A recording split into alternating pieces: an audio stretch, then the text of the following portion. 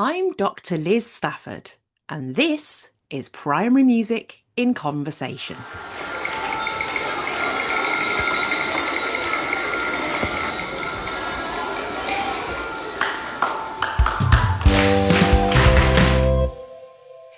Well, we reached the halfway point of season 2 before I had to crack out my jumper collection. Quite proud of that. On this very wet, cold, and extremely windy evening, I am going to be speaking to Kathryn Dukes.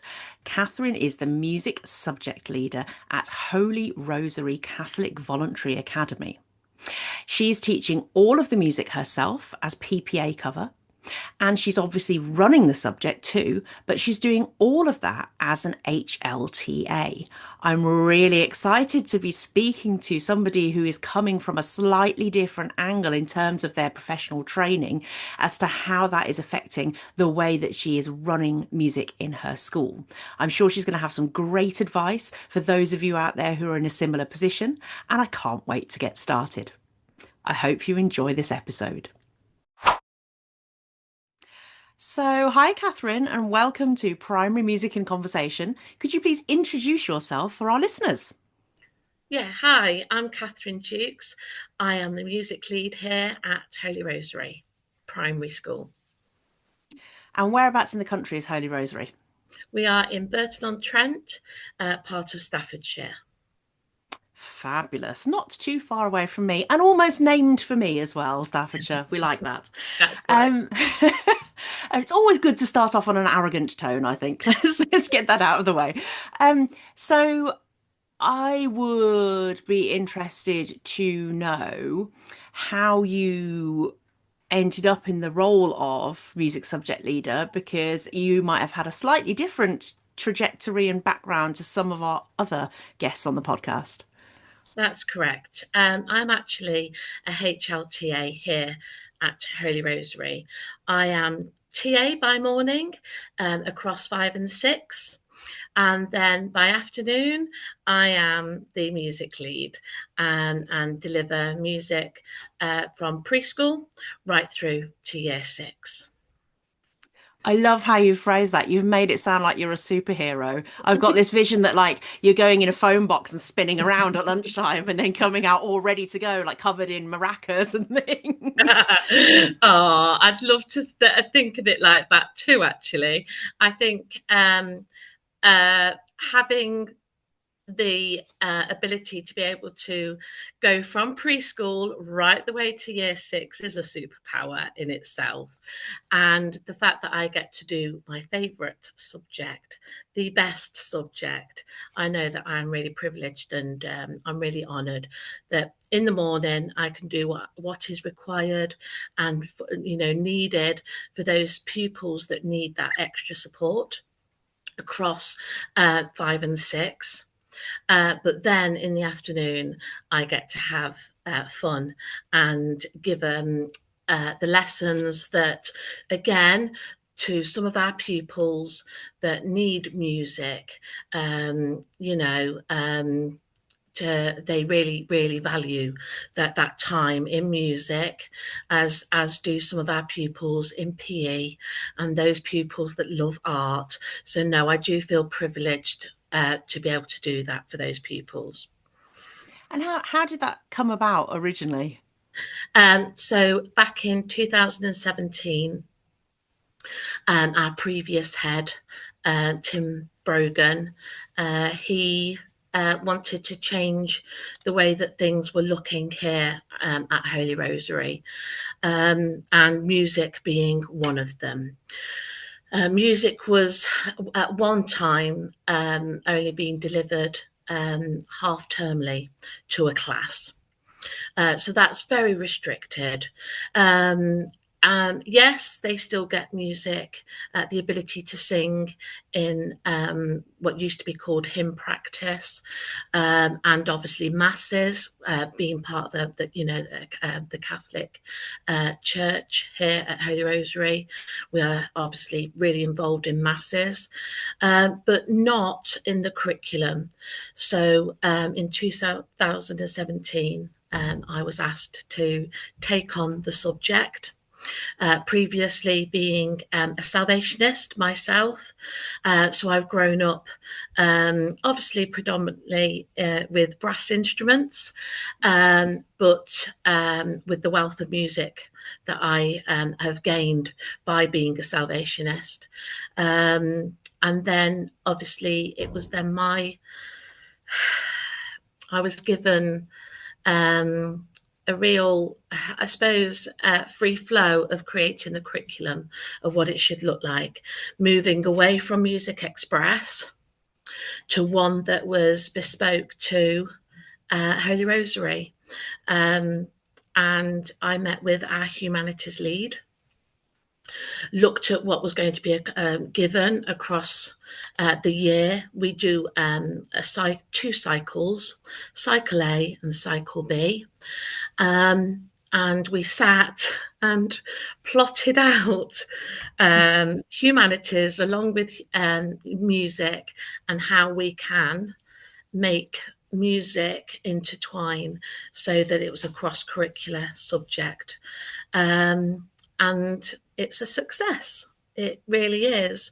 That in the time that they might be learning in year 4 about the Egyptians, the next half term after they've done that, I might then be doing it in music and looking at instruments and how it's progressed through time. So that's just one example. When they're in Brazil, we look at Brazilian music in year 5 and 6. So yeah, we make it that it's a cross-curricular subject. So along with keeping the other aspects from the new curriculum. So yeah. I think that's a really interesting way of approaching that cross-curricular learning, because sometimes that can be quite damaging for practical subjects if it's kind of topics are imposed on you and you just have to fit in with them. Whereas it sounds like you've actually had, your hand in the creative process to make sure that the topics are going to work for music and you can keep the progression and you can make sure that everything is working as it should be. Absolutely, yes, and that's that. There were only a couple of subjects. I cover sound for science, so whereas they might not focus on sound for that because they know that it's going to be done. So I focus on sound and look at again. We always start in September A and B, looking at the instruments and their instrument families. So we do that in Cycle A. When we've just come back in September, we looked at those instruments in their forms of how are they played in pop music, in a big band, how are they then played in a folk music, a string quartet. So we're still focusing on those families, but then what they might look like when they're put into the real world. Then obviously when it comes to sound, we look at how sound is created through a string, a woodwind, a brass and a percussion instrument. So there's always a development on previous learning, which is really key focus here at Holy Rosary, to embed learning. So while it's a very what do I want to say? While it's a subject full of doing, it's also a subject of actually a lot of learning too. So yeah. Yeah, and so I suppose some would argue that the doing is the learning in music as well. And I Yes, think as well, sometimes, yeah. absolutely, yeah.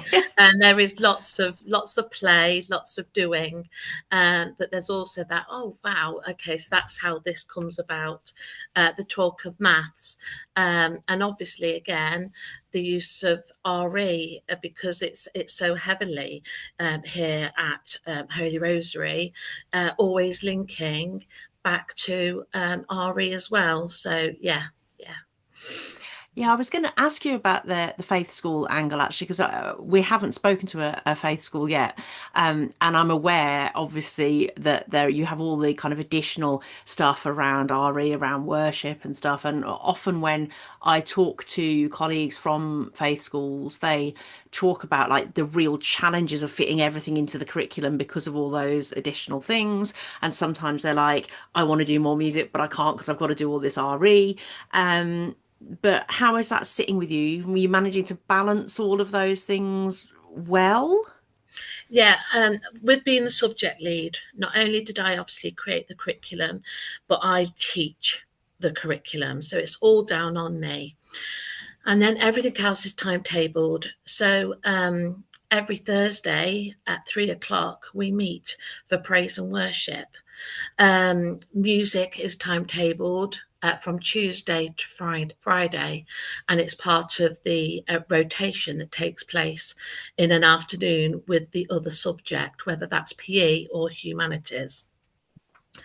So everything is timetabled. We also then have to fit in going to mass. Year 6 and year 1, they actually go to the church once a half term. 2s and 3s and 1 and 5, and then 4 they go on their own. But yeah, so we have a lot of things that we do need to just remember that needs to be has to be timetabled in. Plus, on top of that, we hold our own whole school mass where we invite our parishioners in to our school, not just going to the church. And it's our link to the community. It's that's what we feel that we're doing. So not only are we obviously timetabling things, but it's also a link to the community. Mm. And I suppose I was just thinking after I asked that question, I was like, was that a silly question? Because of course, if it's PPA cover, it's sort of there's a level of kind of protection for that time, isn't there? Because they're not going to As, suddenly be going, oh, no, actually, I need to finish off my maths because they're not there. They're doing their PPA. that's right, exactly. Our core time is in the morning, and then our afternoon is our non-core subjects. Mhm. So and it's as I say, music is obviously prioritised. I receive PPA on a Monday afternoon, and I've already stated that Tuesday, that's when my music starts right through to Friday. So yeah, and if I'm not able to deliver that lesson, whether I've been called for cover by because I am a HLTA, or if and for any reason I may be off, then that actually my subject. I might structure my slides in a different way and what I want out of the other person to do, but my subject is still covered. So I am really pleased. And I know that that is a privilege in this school, and I know that won't be true for every school. Mm. But so I do count myself really fortunate and blessed here at Holy Rosary.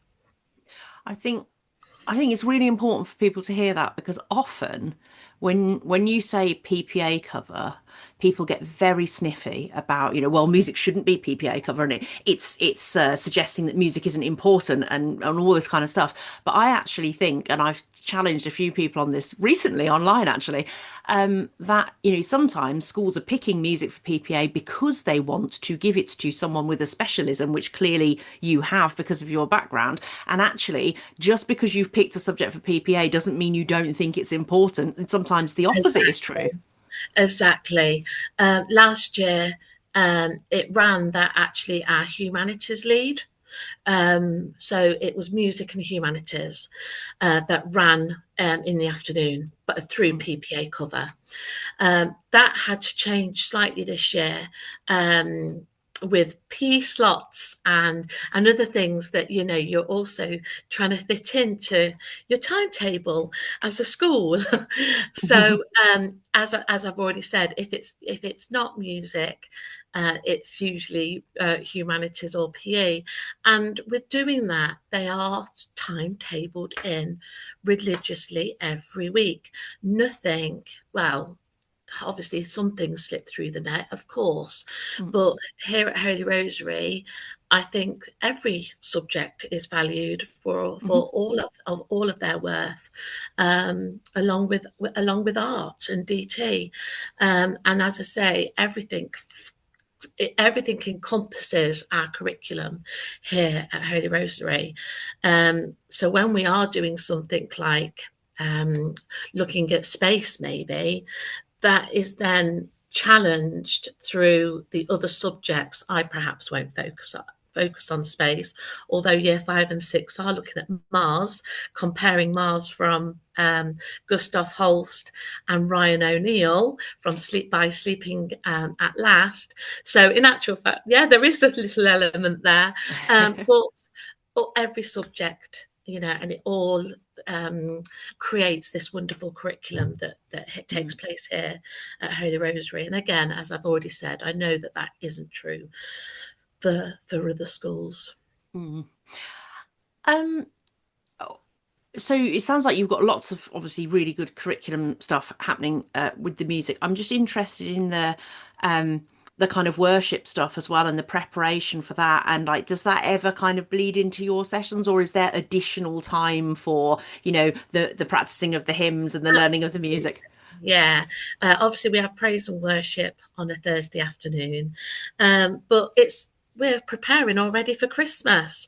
So obviously this afternoon, we've been looking at the moods in music, and we used in year 1 and 2 this afternoon, obviously I used the story of Jack and the Beanstalk and how the mood might change at different time, and what pieces of music or what instruments might fit for that mood.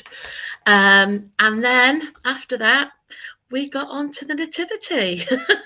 So we are always making sure that there is time for the other things that might take place, whether that's new worship songs that might be coming into practice, or it could be like 5 and 6, we have a celebration of the word, a class assembly, if you will, in another school. We've got our class assembly to focus on for the end of this month. So some of my music learning may go over to a couple of the songs that we may want to include into that time. So yeah, lots of singing elements, whether it's preparing for a mass, preparing for Christmas, preparing for, obviously, Lent is another obviously big celebration here, obviously focused on obviously Jesus. So yeah, lots of things going on. And And if again, with elements of always encouraging community, you see. So we have a celebration, no we don't, a celebration achievement assembly on a Monday afternoon, where parents are obviously invited in. We start our afternoon off with a song, and we end the afternoon assembly with a song, with encouraging the parents to join in. So again, yeah, participation all the way through, really. and do your parents join in happily? We have had many parents in previous years, perhaps more so willing to participate. COVID happened, and I think that there was an element of, oh, what can we do? What can't we do? Because things for so long were then done differently. And we are at the stage of, again, parents are really coming back into the flow of things. And yes, there are parents that we can see joining in with our songs, and they particularly will engage when it comes to 5 and 6's a Christmas carol service, and then obviously the nativities, which they will obviously attend that. But when it's the 5 and the 6 carol service, again, it's the participation part. So yeah, and it's just them feeling comfortable. But it is Mm. something that now just continually happens, that we just hope that they do feel a bit more warmer to it each and every time. So yeah. Yeah, I suppose by the time your child's got to year 5 or 6, you've kind of got on message by then, haven't you? And you're like, oh, this is the bit where we join in. You So can join in, absolutely. Yeah. Obviously, mass is a bit more of a given, mm, because the parishioners come in, and they know their part. That those that obviously go to regular mass, but those parents that are perhaps not church goers, they're probably just still learning. And what can they get away with? What, oh, can I do this? Can, oh. So yeah. So I mean, I'm sure parents that are churchgoers are probably having the same internal they dialogue, to be might be, honest. absolutely. This is, really unusual. I'd like to think that other schools have participating parents, though. I think, I'd hope so. So Yeah, I mean, if there's ever as you say, like a way to sort of create a community, it's through music, isn't it? So absolutely, yeah, if there yeah, was something you wanted people to participate in, I mean, you've got music, and then I suppose you've got sports day if you want to go down the route of mums and dads yeah. races, That's but right. quite difficult to get involved in anything else. Yeah, that is very true, and I actually never thought of it like that either. That the next events that perhaps people come to are the sports ones. Yeah, very, yeah, good thinking there. But and how to get them more involved. But yeah, they do. As is a big event over at a different school, our sports day. So, but no, I think as music wise, I think our parents do um, get involved quite well, really. So yeah. Mhm. And in terms of sort of transition, do you have good links with your like secondary schools that you feed into? That's yeah. So Robert Sutton is actually our feeder, and we have very good links there from the diocese now.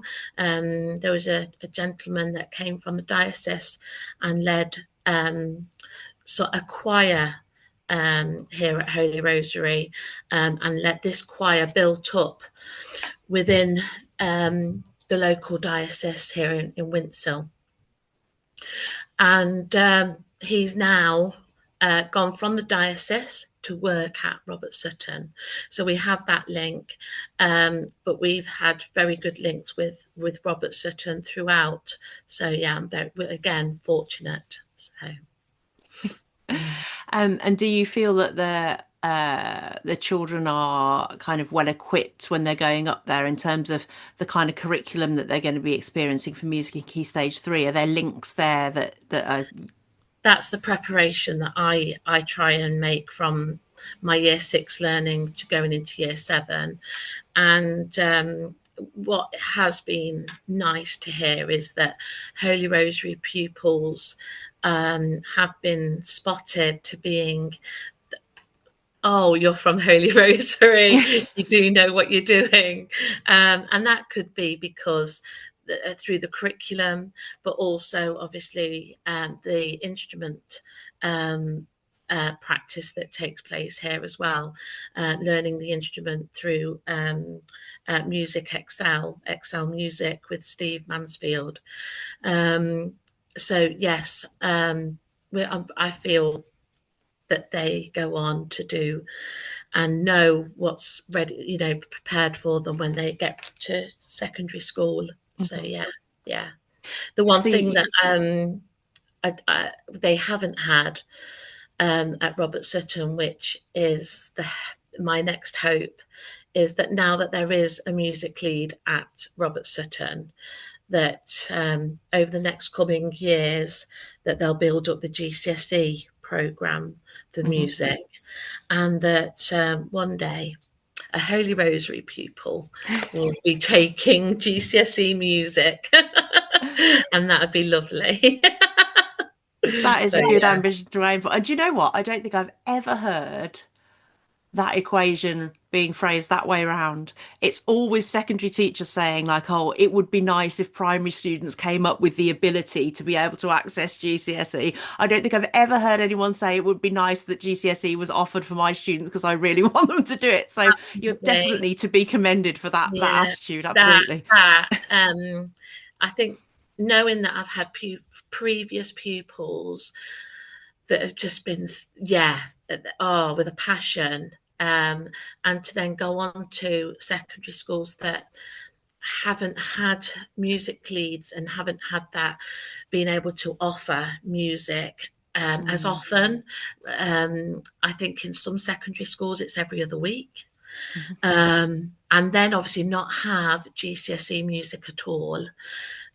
Yeah, it's just sad. So I do hope that there will be those pupils that take it on. Mm. I think it's it's a problem that we see just repeated all across the country.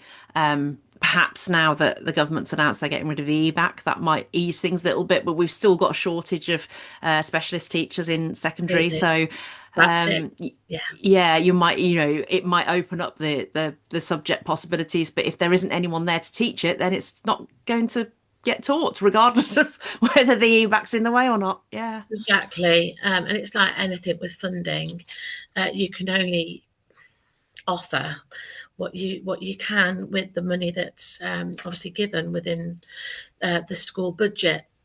So Mm. yeah, yeah, and obviously, unfortunately, art of any of that kind is the one that tends to unfortunately then be missed. So yeah, Yeah, it's been undervalued for a long time, and it's also expensive. Any form of the arts, there's equipment, there's specialist provision, there's all, so you can see why schools, when they're making tough decisions, absolutely. it's the first thing to go, and it's a real shame. But hopefully the tide will turn, and we'll get back to a stage where every child can do every subject that they're interested in for as long as they want, with no kind of barriers in the way. That would be great. You mentioned your instrumental program. Talk us through what kind of stuff is happening in terms of instrumental lessons and all that kind of stuff, extracurricular. Okay, so extracurricular. Um, so we have um, string instruments being learnt, woodwind, brass, and keyboards. Keyboards being our biggest one. We have a P-Buzz group on a Thursday evening after school, and then we have our choir also on a Monday afternoon. So yes, they are our things that go on beside the music learning. Hmm. And is the P buzz because of your kind of background with a kind of brass Yeah, I background? think it's lovely that obviously keyboards, as I've already said, is always a big uptake. Mm. String instruments, perhaps the next one. We've now got a clarinet learner and a flute learner. And then, yeah, I think again, cost. Brass instruments are costly, but the P-Buzz is a cheaper alternative. And then if you have never played a brass instrument, this is the easiest route to then Mm. progress to the brass instrument. So obviously, yes, I was behind that. I have to have a brass. So yes.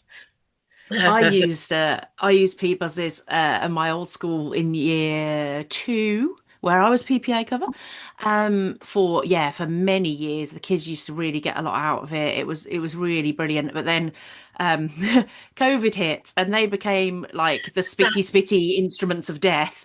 And so we had to start playing the glockenspiel instead. Again, yeah, it always goes back to the glockenspiel, doesn't it? Yes, obviously brass in that time did face a hit being 2 meters apart and all of that. And then obviously you can't pass the mouthpiece, and they need enough time for them to be clean. So yes, but having a peak buzz club has helped. So yes. Yeah.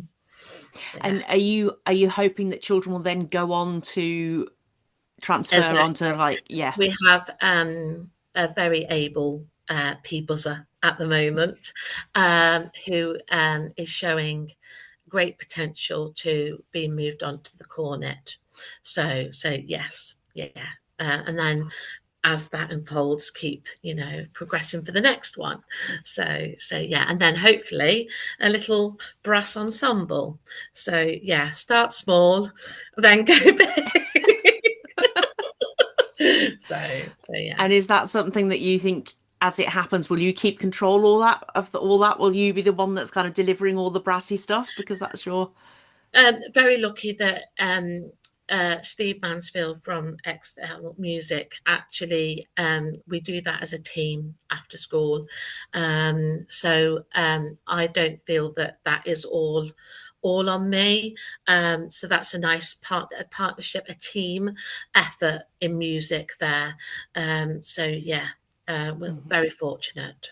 So. And I'm just going through the list of things that he's teaching. Steve must be a multi-instrumentalist if he's managing to get through all of those. That's correct. Yeah.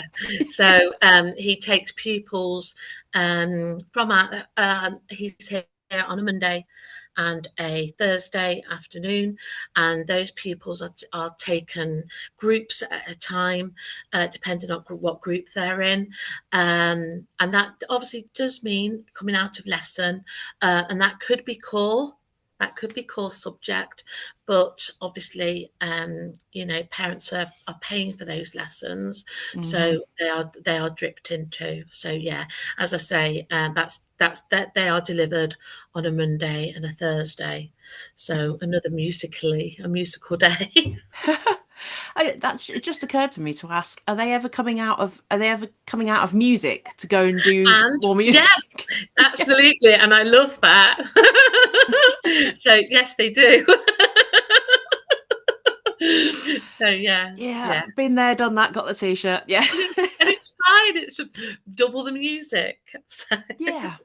Absolutely. And I think, that sits better with me than when children are constantly being taken out for reading interventions. And I know those are, all that kind of stuff. And obviously that stuff's important. But for some children, missing out on the magic of music, which may be the only thing that they can do Yeah, without stress, is yeah. really, it's really sad, I think. I think that as a staff, if that was the case, and we have had it, and there's a child that's come to my head just now that obviously needs and loves music, then the timetable is adjusted slightly for that child.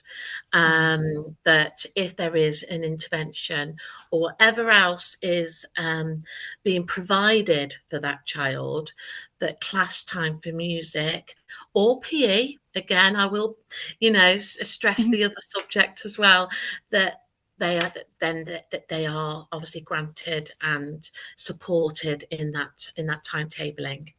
Hmm. So yeah, I yeah. think that's ideal. That's great because yeah, like I say, you don't want additional stress on Absolutely. those children when they already know they're being treated a bit different from everybody else, and they already know they're a little bit behind. To then be taken away from the fun stuff Exactly. is a No, shame. yeah, yeah, So you're part of a multi-academy trust, aren't you? yeah. And what happens in terms of how does that impact your music? Do you ever do things together? Is there any kind of oversight, or are they just letting you get on with it? How's it all work? There was a time that we had hubs within the trust. COVID happened and prevented that from happening. So again, like anything, I think we are still in this sense of rebuilding Mm, those things that that were once being done. So conversations have been taken place to start up the hubs again, for music in particular. Um, and then, as I say, we used to also meet as a trust for um, an inset day where we would gather and listen to some speakers and then actually share in mass together. Um, that hasn't been able to happen as yet. I don't know if there's any plans to. And then just with Robert Sutton, who we just try and build connections with. So yeah. It's been a while, and as I say, relationships are still rebuilding, and hopefully hubs will take place again. So yeah. It's been really interesting actually recording these episodes because I'd have to go back and re-listen and double check, but in season one of this podcast, I do not recall anybody really talking about COVID. And every single guest I've had so far has talked about COVID in terms of it still being a rebuilding process.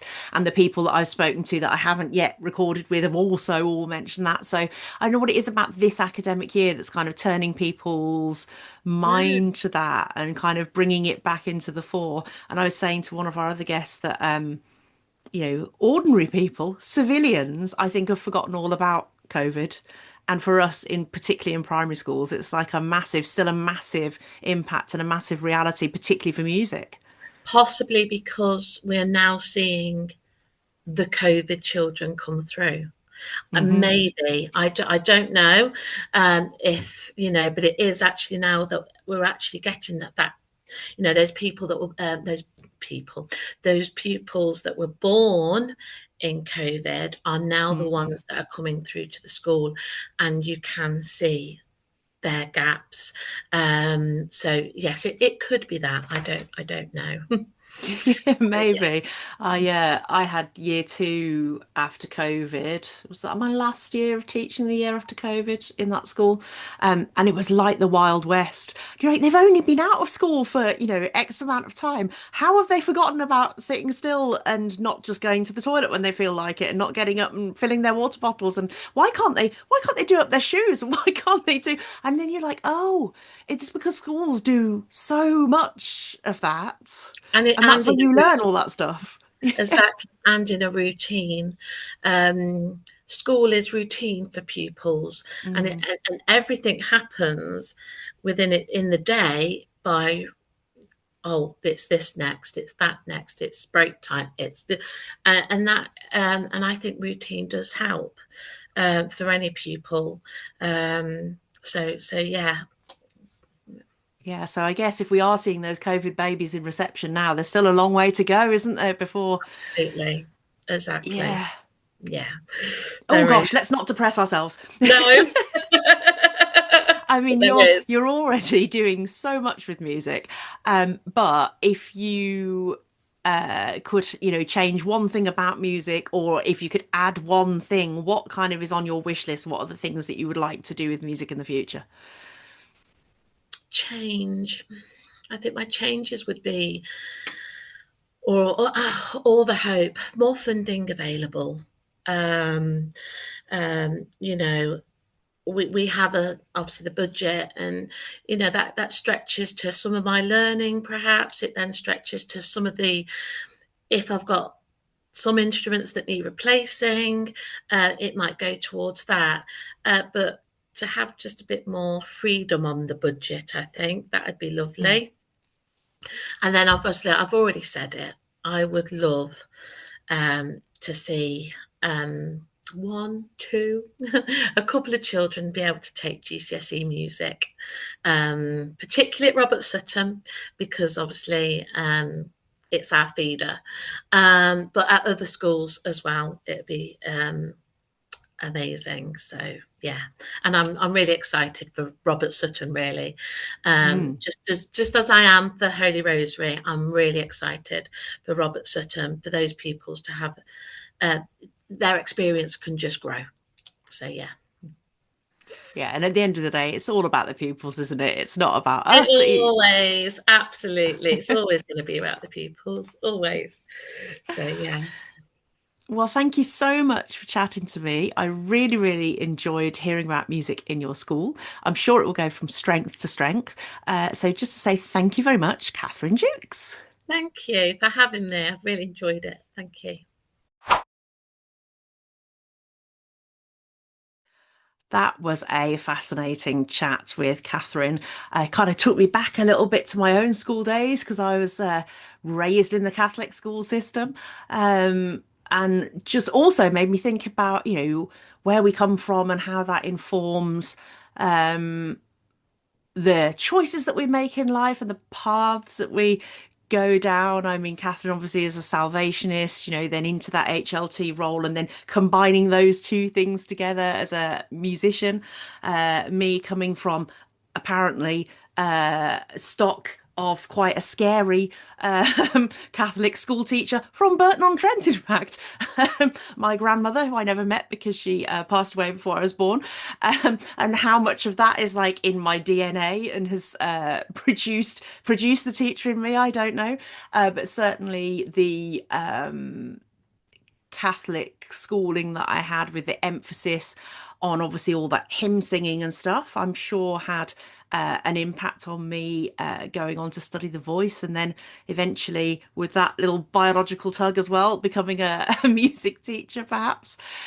And it's really nice to hear something a little bit different, a school where the music is being prioritized as part of PPA as opposed to passed off as part of PPA, and having an HLTA in that role as subject lead and recognizing that actually that musical expertise is as valuable as to that role as a piece of paper that says QTS on it.